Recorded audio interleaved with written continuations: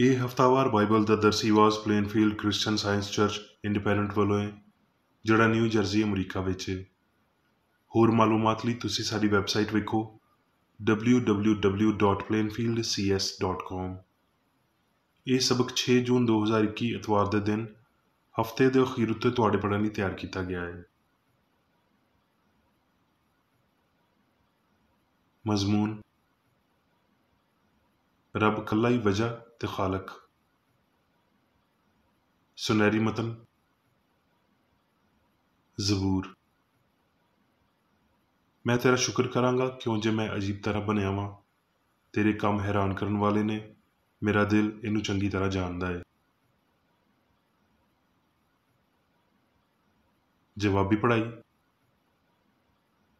ਯਸਾਇਆ, ਯਰਮੀਆ। ਮੈਂ ਖੁਦਾਵੰਦ ਤੋਂ ਬਹੁਤ ਸ਼ਾਦਮਾਨ ਵਾਂ। ਮੇਰੀ ਜਾਨ ਖੁਦਾਵੰਦ ਵਿੱਚ ਖੁਸ਼ ਹੋਵੇਗੀ, ਕਿਉਂ ਜੇ ਉਹਨੇ ਮੈਨੂੰ ਮੁਕਤੀ ਦੇ ਕੱਪੜੇ ਪਵਾਏ। ਉਹਨੇ ਮੈਨੂੰ ਰਾਸਤਬਾਜ਼ੀ ਦੇ ਖਿਲਤ ਨਾਲ ਮੁਲੱਬਸ ਕੀਤਾ।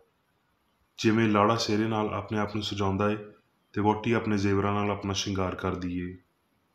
ਕਿਉਂ ਜੇ ਜਿਵੇਂ ਧਰਤੀ ਆਪਣੇ ਬੂਟਿਆਂ ਨੂੰ ਪੈਦਾ ਕਰਦੀ, ਜਿਵੇਂ ਬਾਗ ਉਹਨਾਂ ਛਾਵਾਂ ਨੂੰ ਜਿਹੜੀਆਂ ਉਹਦੇ ਵਿੱਚ ਬੋਈਆਂ ਹੋਈਆਂ ਨੇ ਉਗਾਉਂਦਾ ਏ, ਇਸੇ ਤਰ੍ਹਾਂ ਖੁਦਾਵੰਦ ਰੱਬ ਸੱਚਾਈ ਤੇ ਸਤਾਇਸ਼ ਨੂੰ ਸਾਰੀਆਂ ਕੌਮਾਂ ਦੇ ਸਾਹਮਣੇ ਜ਼ਹੂਰ ਵਿੱਚ ਲਿਆਵੇਗਾ। ਤੂੰ ਹਜ਼ਾਰਾਂ ਉੱਤੇ ਸ਼ਫਕਤ ਕਰਦਾ ਏ ਤੇ ਪਿਓ ਦਾਦੇ ਦੀ ਬਦਕਿਰਦਾਰੀ ਦਾ ਬਦਲਾ ਉਹਨਾਂ ਤੋਂ ਬਾਅਦ ਉਹਨਾਂ ਦੀ ਔਲਾਦ ਦੀ ਝੋਲੀ ਵਿੱਚ ਪਾ ਦੇਣਾ ਏ, ਜਿਹਦਾ ਨਾਂ ਖੁਦਾਏ ਅਜ਼ੀਮੋ ਕਾਦਰ ਰੱਬੁਲ ਫਾਜ ਏ। ਮਸ਼ਵਰਤ ਵਿੱਚ ਵਡੇਰਾ ਤੇ ਕੰਮ ਕਰਨ ਵਿੱਚ ਕੁਦਰਤ ਵਾਲਾ ਏ। ਬਨੀ ਆਦਮ ਦੀਆਂ ਸਾਰੀਆਂ ਰਾਹਾਂ ਤੇਰੀ ਨਜ਼ਰ ਹੇਠਾਂ ਨੇ, ਤਾਂ ਜੋ ਹਰ ਕਿਸੇ ਨੂੰ ਉਹਦੀ ਰਵਸ਼ ਦੇ ਮੁਤਾਬਕ ਤੇ ਉਹਦੇ ਕੰਮਾਂ ਦੇ ਫਲ ਦੇ ਮੁਤਾਬਕ ਅਜਰ ਦੇਵੇ। ਦਰਸੀ ਆਵਾਜ਼ ਬਾਈਬਲ ਵਿੱਚੋਂ ਪੈਦਾਇਸ਼। ਰੱਬ ਨੇ ਸ਼ੁਰੂ ਵਿੱਚ ਧਰਤੀ ਦੇ ਅਸਮਾਨ ਨੂੰ ਬਣਾਇਆ, ਤੇ ਰੱਬ ਨੇ ਆਖਿਆ ਭਈ ਲੋ ਹੋ ਜਾਵੇ, ਤੇ ਲੋ ਹੋ ਗਈ। ਤੇ ਰੱਬ ਨੇ ਆਖਿਆ ਭਈ ਲੋ ਚੰਗੀ ਏ, ਤੇ ਰੱਬ ਨੇ ਲੋ ਨੂੰ ਹਨੇਰੇ ਤੋਂ ਵੱਖ ਕੀਤਾ। ਤੇ ਰੱਬ ਨੇ ਖੁਸ਼ਕੀ ਨੂੰ ਧਰਤੀ ਆਖਿਆ, ਤੇ ਜਿਹੜਾ ਪਾਣੀ ਇਕੱਠਾ ਹੋਇਆ ਸੀ ਉਹਨੂੰ ਸਮੁੰਦਰ ਆਖਿਆ। ਤੇ ਰੱਬ ਨੇ ਵੇਖਿਆ ਭਈ ਚੰਗਾ ਏ। ਤਦ ਧਰਤੀ ਨੇ ਘਾਹ ਤੇ ਬੂਟਿਆਂ ਨੂੰ, ਜਿਹੜੀਆਂ ਆਪਣੀ ਆਪਣੀ ਜਿਨਸ ਦੇ ਮੁਤਾਬਕ ਬੀਜ ਰੱਖਣ ਵਾਲੇ ਫਲਦਾਰ ਰੁੱਖਾਂ ਨੂੰ, ਜਿਨ੍ਹਾਂ ਦੇ ਬੀਜ ਉਹਨਾਂ ਦੀ ਜਿਨਸ ਦੇ ਮੁਤਾਬਕ ਉਹਨਾਂ ਵਿੱਚ ਨੇ, ਉਗਾਇਆ। ਤੇ ਰੱਬ ਨੇ ਵੇਖਿਆ ਭਈ ਚੰਗਾ ਏ। ਤੇ ਰੱਬ ਨੇ ਆਖਿਆ ਭਈ ਅਸਮਾਨ ਉੱਤੇ ਨਈਰ ਹੋਣ, ਭਈ ਦਿਨ ਤੇ ਰਾਤ ਨੂੰ ਵੱਖ ਕਰਨ। ਤੇ ਰੱਬ ਨੇ 2 ਵੱਡੇ ਨਈਰ ਬਣਾਏ, ਇੱਕ ਵੱਡਾ ਨਈਰ ਭਈ ਦਿਨ ਉੱਤੇ ਹੁਕਮ ਕਰੇ, ਤੇ ਇੱਕ ਨਿੱਕਾ ਨਈਰ ਭਈ ਰਾਤ ਉੱਤੇ ਹੁਕਮ ਕਰੇ। ਤੇ ਉਹਨੇ ਤਾਰੇ ਵੀ ਬਣਾਏ, ਤੇ ਦਿਨ ਉੱਤੇ ਤੇ ਰਾਤ ਉੱਤੇ ਹੁਕਮ ਕਰਨ, ਤੇ ਲੋ ਨੂੰ ਹਨੇਰੇ ਤੋਂ ਵੱਖ ਕਰਨ। ਤੇ ਰੱਬ ਨੇ ਵੇਖਿਆ ਭਈ ਚੰਗਾ ਏ। ਤੇ ਰੱਬ ਨੇ ਵੱਡੇ ਵੱਡੇ ਦਰਿਆਈ ਜਾਨਵਰਾਂ ਨੂੰ ਤੇ ਹਰ ਤਰ੍ਹਾਂ ਦੇ ਜਾਨਦਾਰਾਂ ਨੂੰ, ਜਿਹੜੇ ਪਾਣੀ ਵਿੱਚ ਬਹੁਤ ਸਾਰੇ ਪੈਦਾ ਹੋਏ ਸੀ, ਉਹਨਾਂ ਦੀ ਜਿਨਸ ਦੇ ਮੁਤਾਬਕ, ਤੇ ਹਰ ਤਰ੍ਹਾਂ ਦੇ ਪਰਿੰਦਿਆਂ ਨੂੰ ਉਹਨਾਂ ਦੀ ਜਿਨਸ ਦੇ ਮੁਤਾਬਕ ਪੈਦਾ ਕੀਤਾ। ਤੇ ਰੱਬ ਨੇ ਆਖਿਆ ਭਈ ਚੰਗਾ ਏ। ਤੇ ਰੱਬ ਨੇ ਆਖਿਆ ਭਈ ਧਰਤੀ ਜਾਨਦਾਰਾਂ ਨੂੰ ਉਹਨਾਂ ਦੀ ਜਿਨਸ ਦੇ ਮੁਤਾਬਕ ਚੁਪਾਏ, ਤੇ ਰਿੜਨ ਵਾਲੇ ਜਾਨਦਾਰ ਤੇ ਜੰਗਲੀ ਜਾਨਵਰ ਉਹਨਾਂ ਦੀ ਜਿਨਸ ਦੇ ਮੁਤਾਬਕ ਪੈਦਾ ਕਰੇ। ਤੇ ਇੰਜ ਹੀ ਹੋਇਆ। ਤੇ ਰੱਬ ਨੇ ਜੰਗਲੀ ਜਾਨਵਰਾਂ ਤੇ ਚੌਪਾਇਆਂ ਨੂੰ ਉਹਨਾਂ ਦੀ ਜਿਨਸ ਦੇ ਮੁਤਾਬਕ ਪੈਦਾ ਕੀਤਾ। ਤੇ ਰੱਬ ਨੇ ਵੇਖਿਆ ਭਈ ਚੰਗਾ ਏ। ਫਿਰ ਰੱਬ ਨੇ ਆਖਿਆ ਭਈ ਅਸੀਂ ਇਨਸਾਨ ਨੂੰ ਆਪਣੀ ਸੂਰਤ ਤੇ ਆਪਣੀ ਛਬੀ ਵਾਂਗਰ ਬਣਾਈਏ। ਤੇ ਰੱਬ ਨੇ ਇਨਸਾਨ ਨੂੰ ਆਪਣੀ ਸੂਰਤ ਉੱਤੇ ਪੈਦਾ ਕੀਤਾ। ਰੱਬ ਦੀ ਸੂਰਤ ਉੱਤੇ ਉਹਨੂੰ ਪੈਦਾ ਕੀਤਾ, ਨਰ ਤੇ ਨਾਰੀ ਉਹਨਾਂ ਨੂੰ ਪੈਦਾ ਕੀਤਾ। ਤੇ ਧਰਤੀ ਦੇ ਸਾਰੇ ਜਾਨਵਰਾਂ ਲਈ, ਤੇ ਹਵਾ ਦੇ ਸਾਰੇ ਪਰਿੰਦਿਆਂ ਲਈ, ਤੇ ਉਹਨਾਂ ਸਾਰਿਆਂ ਲਈ ਜਿਹੜੇ ਧਰਤੀ ਉੱਤੇ ਰਿੜਨ ਵਾਲੇ ਨੇ, ਜਿਨ੍ਹਾਂ ਵਿੱਚ ਹਯਾਤੀ ਦਾ ਦਮ ਏ, ਸਾਰੀਆਂ ਹਰੀਆਂ ਬੂਟੀਆਂ ਖਾਣ ਨੂੰ ਦੇਣਾ ਵਾ। ਤੇ ਇੰਜ ਹੀ ਹੋਇਆ। ਤੇ ਰੱਬ ਨੇ ਸਭ ਕੁਝ ਉੱਤੇ ਜੋ ਉਹਨੇ ਬਣਾਇਆ ਸੀ ਨਜ਼ਰ ਕੀਤੀ, ਤੇ ਵੇਖਿਆ ਭਈ ਬਹੁਤ ਚੰਗਾ ਹੈ। ਯਸਾਇਆ। ਤੇ ਯੱਸੀ ਦੇ ਤਣੇ ਵਿੱਚੋਂ ਇੱਕ ਕੌਂਪਲ ਨਿਕਲੇਗੀ, ਤੇ ਉਹਦੀਆਂ ਜੜ੍ਹਾਂ ਵਿੱਚੋਂ ਇੱਕ ਬਾਰਾਵਰ ਸ਼ਾਖ ਪੈਦਾ ਹੋਵੇਗੀ। ਤੇ ਉਸ ਵੇਲੇ ਇੰਜ ਹੋਵੇਗਾ ਭਈ ਲੋਕ ਯੱਸੀ ਦੀ ਜੜ੍ਹ ਦੇ ਤਾਲਬ ਹੋਣਗੇ, ਜਿਹੜੀ ਲੋਕਾਂ ਲਈ ਇੱਕ ਨਿਸ਼ਾਨ ਹੈ, ਤੇ ਉਹਦੀ ਆਰਾਮਗਾਹ ਜਲਾਲੀ ਹੋਵੇਗੀ। ਲੂਕਾ। ਤੇ ਯਿਸੂ ਨੇ ਉਹ ਥਾਂ ਕੱਢੀ ਜਿੱਥੇ ਇਹ ਲਿਖਿਆ ਸੀ, ਖੁਦਾਵੰਦ ਦਾ ਰੂਹ ਮੇਰੇ ਉੱਤੇ ਹੈ, ਇਸ ਲਈ ਵੀ ਉਹਨੇ ਮੈਨੂੰ ਗਰੀਬਾਂ ਨੂੰ ਖੁਸ਼ਖਬਰੀ ਦੇਣ ਲਈ ਮਸਾ ਕੀਤਾ। ਉਹਨੇ ਮੈਨੂੰ ਘੱਲਿਆ ਵੀ ਕੈਦੀਆਂ ਨੂੰ ਰਿਹਾਈ, ਤੇ ਅੰਨ੍ਹਿਆਂ ਨੂੰ ਬੇਨਾਈ ਪਾਉਣ ਦੀ ਖਬਰ ਸੁਣਾਵਾਂ, ਕੁਚਲਿਆਂ ਹੋਇਆਂ ਨੂੰ ਆਜ਼ਾਦ ਕਰਾਂ। ਮੱਤੀ। ਤੇ ਯਿਸੂ ਸਾਰੇ ਗਲੀਲ ਵਿੱਚ ਫਿਰਦਾ ਰਿਹਾ, ਤੇ ਉਹਨਾਂ ਦੇ ਇਬਾਦਤਖਾਨਿਆਂ ਵਿੱਚ ਤਾਲੀਮ ਦਿੰਦਾ, ਤੇ ਬਾਦਸ਼ਾਹੀ ਦੀ ਖੁਸ਼ਖਬਰੀ ਦੀ ਮੁਨਾਦੀ ਕਰਦਾ ਤੇ ਲੋਕਾਂ ਦੀ ਹਰ ਤਰ੍ਹਾਂ ਦੀ ਬਿਮਾਰੀ ਤੇ ਹਰ ਤਰ੍ਹਾਂ ਦੀ ਕਮਜ਼ੋਰੀ ਨੂੰ ਦੂਰ ਕਰਦਾ ਰਿਹਾ। ਤੇ ਉਹਦੀ ਮਸ਼ਹੂਰੀ ਸਾਰੇ ਸੂਰੀਆ ਵਿੱਚ ਫੈਲ ਗਈ ਤੇ ਲੋਕ ਸਾਰੇ ਬਿਮਾਰਾਂ ਨੂੰ, ਜਿਹੜੇ ਵੱਖਰੀਆਂ ਬਿਮਾਰੀਆਂ ਤੇ ਤਕਲੀਫਾਂ ਵਿੱਚ ਗ੍ਰਿਫਤਾਰ ਸੀ, ਤੇ ਉਹਨਾਂ ਨੂੰ ਜਿਨ੍ਹਾਂ ਵਿੱਚ ਬਦਲੂਆਂ ਸੀ ਤੇ ਮਿਰਗੀ ਵਾਲਿਆਂ ਨੂੰ ਤੇ ਮਫਲੂਜਾਂ ਨੂੰ ਉਹਦੇ ਕੋਲ ਲਿਆਏ ਤੇ ਉਹਨੇ ਉਹਨਾਂ ਨੂੰ ਚੰਗਾ ਕੀਤਾ। ਮੱਤੀ ਤੇ ਉਹ ਉਹਨਾਂ ਨੂੰ ਇਹ ਗੱਲਾਂ ਆਖ ਹੀ ਰਿਹਾ ਸੀ ਵੀ ਇੱਕ ਸਰਦਾਰ ਨੇ ਆ ਕੇ ਉਹਨੂੰ ਸਜਦਾ ਕੀਤਾ ਤੇ ਆਖਿਆ, ਮੇਰੀ ਧੀ ਹੁਣੇ ਹੀ ਮਰੀ ਏ, ਪਰ ਜੇ ਤੂੰ ਆ ਕੇ ਉਹਦੇ ਉੱਤੇ ਹੱਥ ਧਰੇ ਤੇ ਉਹ ਜਿਉਂਦੀ ਹੋ ਜਾਵੇਗੀ। ਯਿਸੂ ਉੱਠ ਕੇ ਆਪਣੇ ਚੇਲਿਆਂ ਸਮੇਤ ਉਹਦੇ ਮਗਰ ਟੁਰ ਗਿਆ ਤੇ ਵੇਖੋ, ਇੱਕ ਬੁੱਢੀ ਨੇ, ਜਿਹਦੇ 12 ਵਰ੍ਹਿਆਂ ਤੋਂ ਲਹੂ ਜਾਰੀ ਸੀ, ਉਹਦੇ ਮਗਰ ਆ ਕੇ ਉਹਦੀ ਪੁਸ਼ਾਕ ਦਾ ਕੰਡਾ ਛੂਹਿਆ, ਕਿਉਂ ਜੇ ਉਹ ਆਪਣੇ ਜੀਅ ਵਿੱਚ ਆਖਦੀ ਸੀ ਵੀ ਜੇ ਬਸ ਉਹਦੀ ਪੁਸ਼ਾਕ ਹੀ ਛੂ ਲਵਾਂਗੀ ਤੇ ਚੰਗੀ ਹੋ ਜਾਵਾਂਗੀ। ਯਿਸੂ ਨੇ ਫੇਰ ਕੇ ਉਹਨੂੰ ਵੇਖਿਆ ਤੇ ਆਖਿਆ, ਧੀਏ, ਖਾਤਰ ਜਮਾ ਰੱਖ, ਤੇਰੇ ਈਮਾਨ ਨੇ ਤੈਨੂੰ ਚੰਗਾ ਕਰ ਦਿੱਤਾ। ਇਸ ਲਈ ਉਹ ਬੁੱਢੀ ਉਸੇ ਵੇਲੇ ਚੰਗੀ ਹੋ ਗਈ। ਤੇ ਜਦ ਯਿਸੂ ਸਰਦਾਰ ਦੇ ਘਰ ਵਿੱਚ ਆਇਆ ਤੇ ਬਾਂਸਲੀ ਵਜਾਉਣ ਵਾਲਿਆਂ ਤੇ ਜੱਥੇ ਨੂੰ ਸ਼ੋਰ ਮਚਾਉਂਦਿਆਂ ਵੇਖਿਆ ਤੇ ਆਖਿਆ, ਰੁਕ ਜਾਓ, ਇਸ ਲਈ ਵੀ ਕੁੜੀ ਮਰੀ ਨਹੀਂ ਬਲਕਿ ਸੌਂਦੀ ਏ। ਉਹ ਉਹਦੇ ਉੱਤੇ ਹੱਸਣ ਲੱਗ ਪਏ। ਪਰ ਜਦ ਜੱਥੇ ਨੂੰ ਬਾਹਰ ਕੱਢ ਦਿੱਤਾ ਗਿਆ ਤੇ ਉਹਨੇ ਅੰਦਰ ਜਾ ਕੇ ਉਹਦਾ ਹੱਥ ਫੜਿਆ ਤੇ ਕੁੜੀ ਉੱਠ ਗਈ। ਕਰੰਥੀਓ, ਇਸ ਲਈ ਰੱਬ ਹੀ ਏ ਜਿਹਨੇ ਆਖਿਆ ਭਈ ਹਨੇਰੇ ਵਿੱਚੋਂ ਲੋ ਚਮਕੇ, ਤੇ ਉਹੀ ਸਾਡੇ ਦਿਲਾਂ ਵਿੱਚ ਚਮਕਿਆ, ਤਾਂ ਜੋ ਰੱਬ ਦੇ ਜਲਾਲ ਦੀ ਪਛਾਣ ਦਾ ਨੂਰ ਯਿਸੂ ਮਸੀਹ ਦੇ ਮੁਖੜੇ ਤੋਂ ਜਲਵਾਗਰ ਹੋਵੇ। ਅਸੀਂ ਹਰ ਪਾਸਿਓਂ ਮੁਸੀਬਤ ਤੇ ਸਹਿੰਦੇ ਹਾਂ ਪਰ ਲਾਚਾਰ ਨਹੀਂ ਹੁੰਦੇ, ਹੈਰਾਨ ਤੇ ਹੁੰਦੇ ਹਾਂ ਪਰ ਨਾ ਉਮੀਦ ਨਹੀਂ ਹੁੰਦੇ, ਸਤਾਏ ਤੇ ਜਾਂਦੇ ਹਾਂ ਪਰ ਇਕੱਲੇ ਨਹੀਂ ਛੱਡੇ ਜਾਂਦੇ, ਸੁੱਟੇ ਤੇ ਜਾਂਦੇ ਹਾਂ ਪਰ ਹਲਾਕ ਨਹੀਂ ਹੁੰਦੇ। ਇਸ ਲਈ ਅਸੀਂ ਹਿੰਮਤ ਨਹੀਂ ਹਾਰਦੇ, ਬਲਕਿ ਭਾਵੇਂ ਸਾਡੀ ਜ਼ਾਹਰੀ ਇਨਸਾਨੀਅਤ ਜ਼ਾਇਲ ਹੁੰਦੀ ਜਾਂਦੀ ਏ, ਫਿਰ ਵੀ ਸਾਡੀ ਬਾਤਨੀ ਇਨਸਾਨੀਅਤ ਆਏ ਦਿਨ ਨਵੀਂ ਹੁੰਦੀ ਜਾਂਦੀ ਏ। ਇਸ ਲਈ ਵੀ ਸਾਡੀ ਦਮ ਭਰ ਲਈ ਥੋੜ੍ਹੀ ਜਿਹੀ ਮੁਸੀਬਤ ਸਾਡੇ ਲਈ ਬਹੁਤ ਭਾਰਾ ਤੇ ਅਬਦੀ ਜਲਾਲ ਪੈਦਾ ਕਰਦੀ ਜਾਂਦੀ ਏ। ਜਿਸ ਹਾਲ ਵਿੱਚ ਅਸੀਂ ਭਈ ਵੇਖੀਆਂ ਹੋਈਆਂ ਸ਼ੈਵਾਂ ਉੱਤੇ ਨਹੀਂ ਬਲਕਿ ਨਾ ਵੇਖੀਆਂ ਸ਼ੈਵਾਂ ਉੱਤੇ ਨਜ਼ਰ ਕਰਦੇ ਹਾਂ। ਇਸ ਲਈ ਵੀ ਵੇਖੀਆਂ ਹੋਈਆਂ ਸ਼ੈਵਾਂ ਕੁਝ ਦਿਨਾਂ ਦੀਆਂ ਨੇ, ਪਰ ਨਾ ਵੇਖੀਆਂ ਸ਼ੈਵਾਂ ਅਬਦੀ ਨੇ। ਮੱਤੀ। ਇਸ ਲਈ ਚਾਹੀਦਾ ਹੈ ਵੀ ਤੁਸੀਂ ਕਾਮਲ ਹੋਵੋ, ਜਿਵੇਂ ਤੁਹਾਡਾ ਸਵਾਨੇ ਪਿਓ ਕਾਮਲ ਹੈ। ਹੁਣ ਮੈਂ ਮੇਰੀ ਬੇਕਰੇਡੀ ਦੀ ਲਿਖੀ ਹੋਈ ਕ੍ਰਿਸਚਨ ਸਾਇੰਸ ਦੀ ਦਰਸੀ ਕਿਤਾਬ ਸਾਇੰਸ ਤੇ ਸਿਹਤ ਆਇਤਾਂ ਦੀ ਕੁੰਜੀ ਦੇ ਨਾਲ ਵਿੱਚੋਂ ਲਈਆਂ ਹੋਈਆਂ ਲਿਖਾਈਆਂ ਪੜਾਂਗਾ। ਸਾਇੰਸ ਤੇ ਸਿਹਤ। ਵੱਡਾ ਉਸਤਾਦ ਵਜ੍ਹਾ ਤੇ ਅਸਰ ਦੋਵਾਂ ਨੂੰ ਜਾਣਦਾ ਸੀ। ਉਹ ਜਾਣਦਾ ਸੀ ਵੀ ਸੱਚਾਈ ਆਪਣੇ ਆਪ ਨੂੰ ਜ਼ਾਹਿਰ ਕਰਦੀ ਏ, ਪਰ ਗਲਤੀ ਨੂੰ ਕਦੀ ਜ਼ਾਹਿਰ ਨਹੀਂ ਕਰਦੀ। ਪਦਾਇਸ਼ 1:31 ਆਇਤ। ਤੇ ਰੱਬ ਨੇ ਸਭ ਕੁਝ ਉੱਤੇ ਜੋ ਉਹਨੇ ਬਣਾਇਆ ਸੀ ਨਜ਼ਰ ਕੀਤੀ ਤੇ ਵੇਖਿਆ ਵੀ ਬਹੁਤ ਚੰਗਾ ਏ। ਤੇ ਸ਼ਾਮ ਹੋਈ ਤੇ ਸੁਬਹ ਹੋਈ ਤੇ 6ਵਾਂ ਦਿਨ ਹੋਇਆ।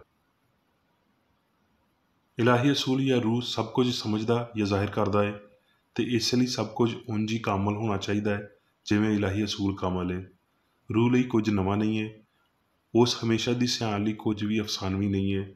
ਜਿਹੜਾ ਸਾਰੀਆਂ ਗੱਲਾਂ ਦਾ ਲਿਖਾਰੀ ਏ, ਜਿਹਨੇ ਸਾਰੀ ਅਬਦੀਅਤ ਬਣਾਈ ਏ, ਉਹ ਆਪਣੇ ਆਪ ਦੇ ਖਿਆਲ ਜਾਣਦਾ ਏ। ਰੱਬ ਆਪਣੇ ਕੰਮ ਤੋਂ ਮੁਤਮਿਨ ਸੀ। ਉਹ ਆਪਣੀ ਲਾਫਾਨੀ ਖੁਦ ਸਾਖਤਗੀ ਤੇ ਲਾਫਾਨੀ ਸਿਆਣ ਦਾ ਅਜਰ ਕਿਵੇਂ ਹੋ ਸਕਦਾ ਹੈ, ਜਦ ਕਿ ਰੂਹਾਨੀ ਤਖਲੀਕ ਇਹਦਾ ਸ਼ਾਖਸਾਨਾ ਸੀ। ਰੱਬ ਤੇ ਉਹਦੀ ਤਖਲੀਕ ਵਿੱਚ ਪਾਈ ਜਾਣ ਵਾਲੀ ਸਾਰੀ ਅਸਲੀਅਤ ਹਮਾਹੰਗ ਤੇ ਅਬਦੀ ਏ। ਜੋ ਕੁਝ ਉਹ ਬਣਾਉਂਦਾ ਏ ਚੰਗਾ ਬਣਾਉਂਦਾ ਏ, ਤੇ ਜੋ ਕੁਝ ਬਣਿਆ ਏ ਉਹਨੇ ਹੀ ਬਣਾਇਆ ਹੈ।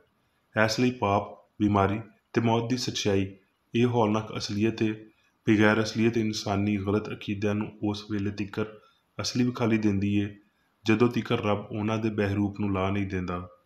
ਉਹ ਸੱਚ ਨਹੀਂ, ਕਿਉਂ ਜੇ ਉਹ ਰੱਬ ਵੱਲੋਂ ਨਹੀਂ। ਰੱਬ ਦੇ ਖਿਆਲ ਕਾਮਲ ਤੇ ਅਬਦੀ ਨੇ। ਉਹ ਮਵਾਦ ਤੇ ਹਯਾਤੀ ਨੇ, ਮਾਦੀ ਤੇ ਆਰਜ਼ੀ ਖਿਆਲ ਇਨਸਾਨੀ ਨੇ, ਜਿਨ੍ਹਾਂ ਵਿੱਚ ਗਲਤੀ ਸ਼ਾਮਲ ਹੁੰਦੀ ਏ। ਤੇ ਕਿਉਂ ਜੇ ਰੱਬ ਯਾਨੀ ਰੂਹ ਇਕੱਲੀ ਵਜ੍ਹਾ ਏ, ਇਸ ਲਈ ਉਹ ਇਲਾਹੀ ਵਜ੍ਹਾ ਤੋਂ ਖਾਲੀ ਨੇ।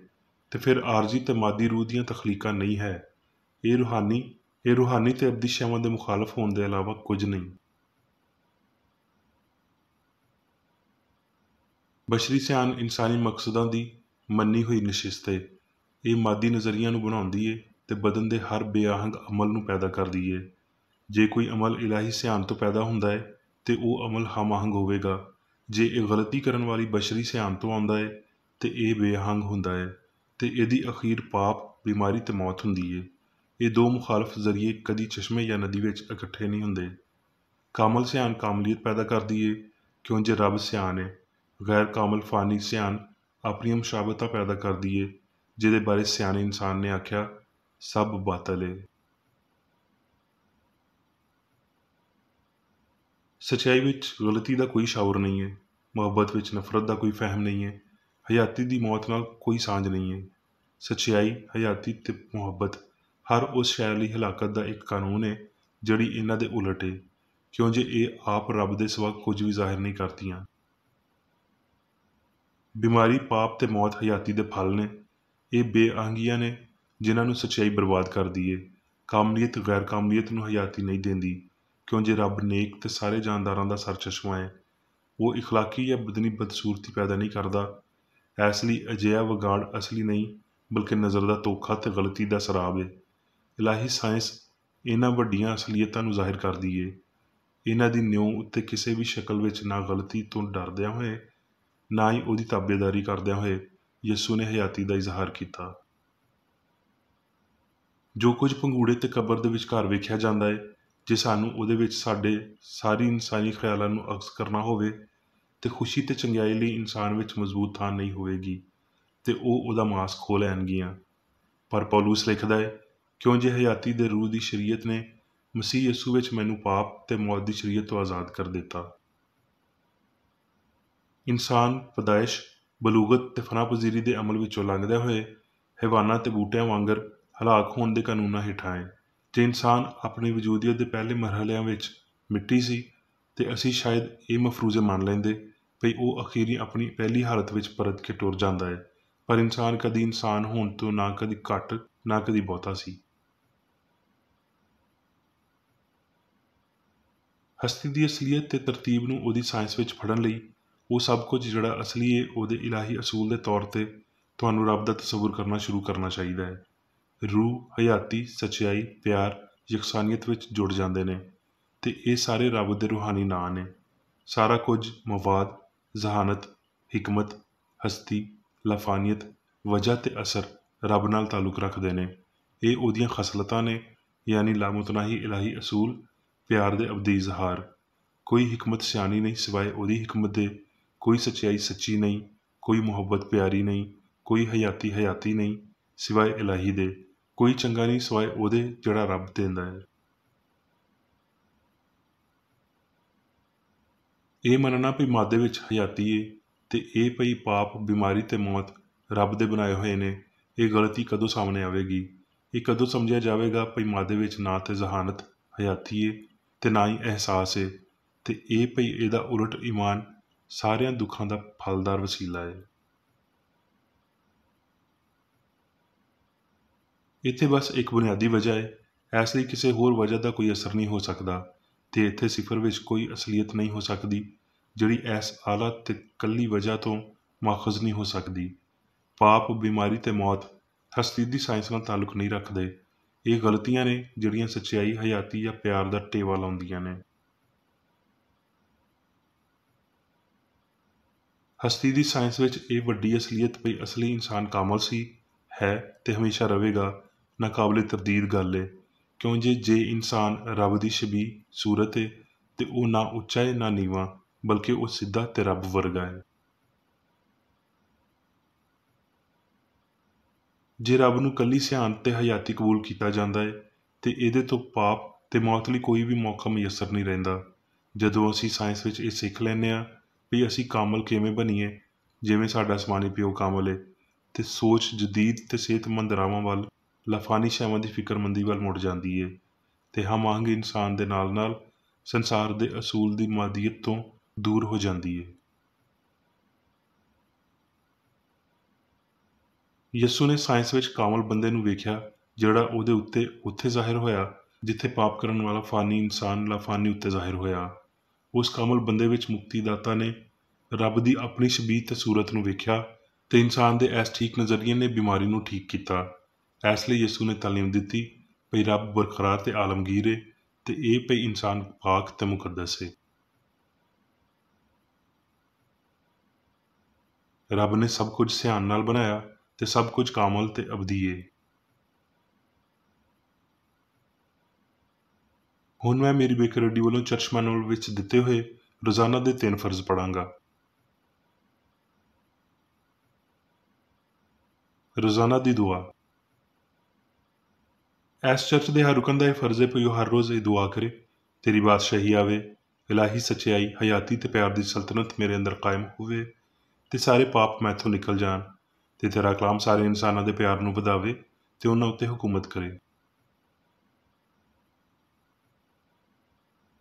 ਮਕਸਦਾਂ ਤੇ ਕੰਮਾਂ ਦਾ ਇੱਕ ਅਸੂਲ।